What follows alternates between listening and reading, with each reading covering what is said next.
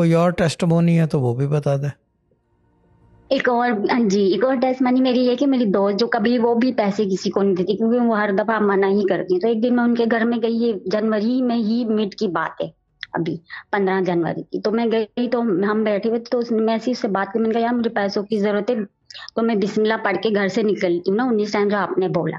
तो हम बैठे, तो उसने मुझे कहा मेरे पास ना 20,000 है, ऐसे करो तुम वो 20,000 मुझसे ले लो, तुम जब मुझे मर्जी दे देना। तो मैं हैरान हो गई कि ये क्या, मैंने तो इससे भी पैसों की बात नहीं की, बस यही बोला कि मुझे जरूरत है। तो उसने मुझे खुद ही ऑफर कर दिया आप ले लो और मुझे ना आप मुहर्रम तक लौटा दीजिएगा। ये है ठीक मेरी है। तीसरी टेस्ट मनी। ठीक है, और ये टेस्टमोनी तो बहुत अच्छी है, गुड है। और ये मुझे बताएं कि जितने लोग आपके जानने वाले हैं, क्या सब पैसे किसी को नहीं देते? जो आपने तीनों टेस्टमोनी दी है, क्यों ड्रामा नहीं। क्वीन।